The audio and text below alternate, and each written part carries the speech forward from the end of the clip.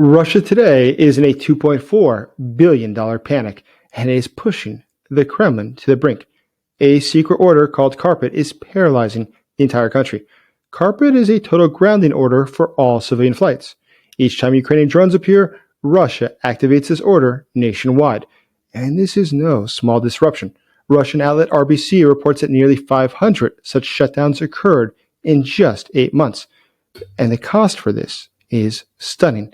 Airlines and airports have lost up to $2.4 billion this year alone. During July 5th to July 6th, just during that period alone, airlines were losing about $250 million per day, according to Russian magazine Kommersant. By October, multiple airlines were saying that this was not sustainable. But something else happened in October. Multiple airports were shut down simultaneously. This includes major hubs like St. Petersburg, Volgograd, Kazan, Samara, Sochi, and Ufa. And all of this is the story of a regime on the brink. The panic in the sky is the first step in a doom loop of desperation. This loop is pushing Putin's system to its breaking point. And now we see that the results of that stress is affecting the army. It's why they're losing on the battlefield. The Russian economy is crumbling as a result of this. And today it is why the tensions in the Kremlin are on the rise. My name is Jason Smart. I'm a special correspondent for the Kiev Post and a national security advisor. The situation in Russia is bad, and it's not what the Western press says, that Russia could continue fighting for years. That's quite obviously not the case. So help me get the truth of what's happening inside of Ukraine, here where I am, in the Kiev Post office, and what's really happening inside of Russia, a country that is falling apart, a country which I have studied for 20 years. All I ask you to do is to please like this video, subscribe to this channel, consider becoming a channel member today. So that $2.4 billion hole is forcing Putin into his most desperate financial move yet. When the economy bleeds, Putin's instinct is to start seizing assets. And the finance ministry has drafted legislation that allows the president by decree to override currency laws. These decrees let the Kremlin freeze dollars. They also block foreign transfers. They also dictate which currency must be used. This is a capital control fence. It aims to stop money from leaving Russia. It means ordinary Russians can no longer freely protect their savings. Bank accounts are stuck in dollars, but that you cannot take your money out. The ruble's value drops further against foreign currencies. But the Kremlin is going even further. It's going for more drastic steps. They're reviving Soviet-era fear tactics. They are citing 88 to criminalize all crypto transactions. To be clear, Article 88 was a notorious Soviet law. It made trafficking in foreign currencies an offense punishable by death. This isn't just a new law. It's a direct threat of extreme violence. It shows that the Kremlin's desperation is getting even worse. But what the Kremlin wants is total control. It wants to keep the dollars from leaving, to keep the citizens from also escaping financial hardship. But here's the fatal flaw. You cannot save a state being looted by its own rulers, because that is not where the problem is. It is the elites and not the lower classes, not the common people, that are causing Russia to lose. Because while Putin is panicking, his inner circle is cashing out.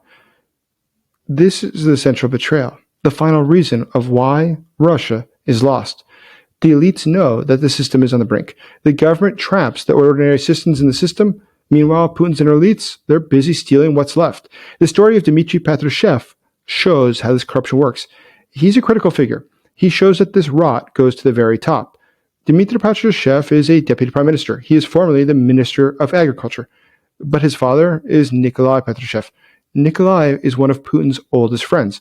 They both served in the KGB back in the 1970s together in St. Petersburg, then Leningrad. And they make part of a group called the Leningrad Chekists, those who control Russia today.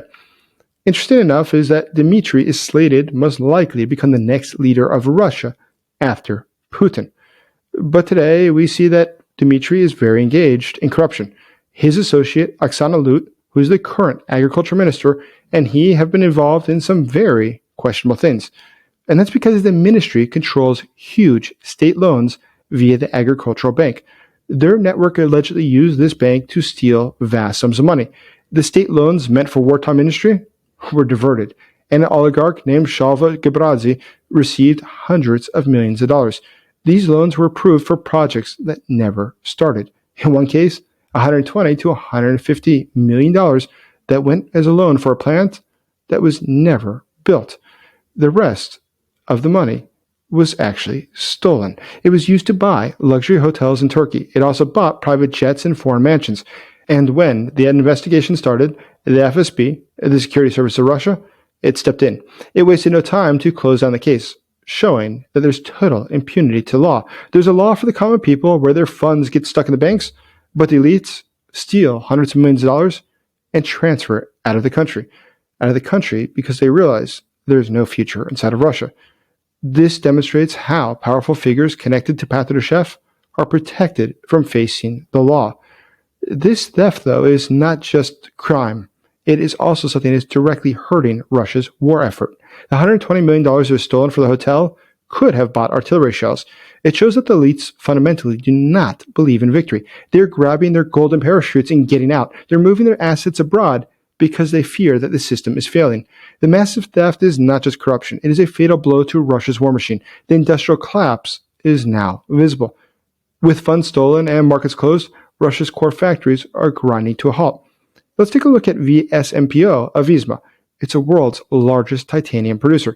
It announced now that the workers will all have shorter work weeks. Starting on December 1st, their schedules will change. And this is no ordinary factory. This is the crown jewel of Russia's factories. It used to build the high-grade titanium for Western jets. Major customers included things like Boeing and Airbus. But sanctions have broken those supply chains. Though the management there says that this is a temporary measure, it in fact is signaling a deep systemic failure. Its failure is one that has a global reach. Everybody is seeing this. It shows that Russia's high-tech industrial base is rotting. It cannot sustain a modern war effort. But now, Russia's civil aviation is paying twice.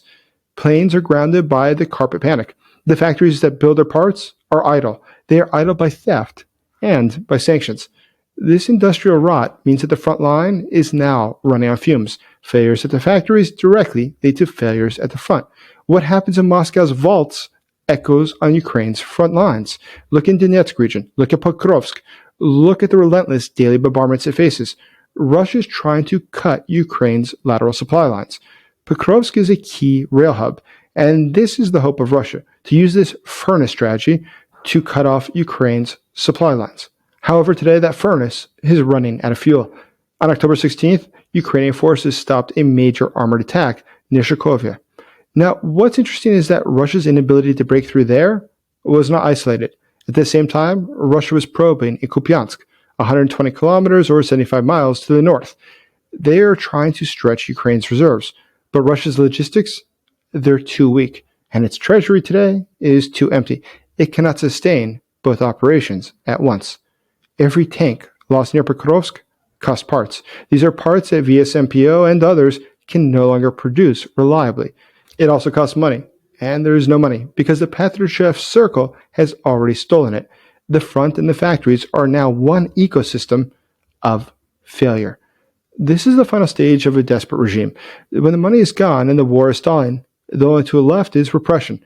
The state is now in a panic-driven war against its own citizens. First, they build the legal cage, and then the FSB drafts decrees to be able to lock up whoever they want.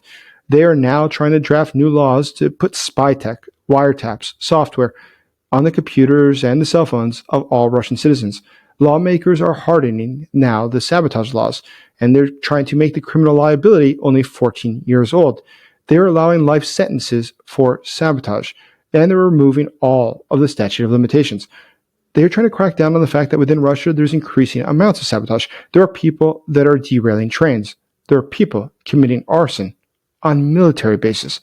This shows you what the real situation is inside of Russia. It's not nearly as good as the government would like you to believe. But of course, the Kremlin does not care about human beings. The Kremlin only cares about its own power, its own wealth, and its self-enrichment. Look at the activist Yelena Yun. She's been detained for a one-person picket. She held up a sign with a quote from Hemingway. As a result, she is now locked up. Look at the horrifying costs of these lockups, though. Look at activist Olga Komleva. She's reportedly lost her ability to speak due to her treatment in custody. Look at political prisoner Boris Kagrylatsky. His health has collapsed from neglect. Another activist, Usman Baratov, he said it best. He said that, quote, "They are waiting for me to die like Alexei Navalny," end quote. Navalny was killed in prison just over a year ago by Russian authorities. But this is Putin's doom loop, pushing the entire system to the breaking point. Every part of the state now feeds the failure of the next. Ukrainian drones spark a $2.4 billion panic. Financial panic forces Putin to make desperate decrees. Desperation signals the elites that it is time to steal more, because there's no more time. But that's the betrayal of the elites who do not care what happens to Russia, but only about their own pockets. But the theft is indicative of the rot, the very base of industry in Russia being destroyed by their own elites, which then makes it impossible for the front lines of Pokrovsk to be defended. Russia today is losing because its own elites have betrayed the system. They are working against their own state. Military failure and the public anger is forcing the state into its final stage. This final stage is repression, a war against its own children and its own prisoners. But this is not just a loop of decay. It's a countdown. Ukraine's mission is to keep accelerating that countdown. It must continue until the entire brittle structure shatters under its own weight. Ukraine today is not fighting for Pokrovsk or for any other town in Ukraine. What it is doing is fighting to bring down the Putin regime, because the only way to stop Russia forever is to make sure that Russia is unable to fight this war. And by attacking Russia within Russia, by attacking its economy, by attacking its ability to produce military parts, it'll make it impossible for Russia to fight this war. This is more than attacking logistics. This is attacking the fundamental capacity of Russia to wage war. And in that fight, Ukraine is winning. Russia is losing. And Russia's own elites are starting to check out. Russia's own elites do not believe in their victory. Russia's own elites see the writing on the wall. Thank you for watching. Please like this video. Please subscribe to this channel. And consider becoming a channel member today. And please also see the first pinned comment of how you too can contribute to help us get more drones that will help save Ukrainian soldiers' lives.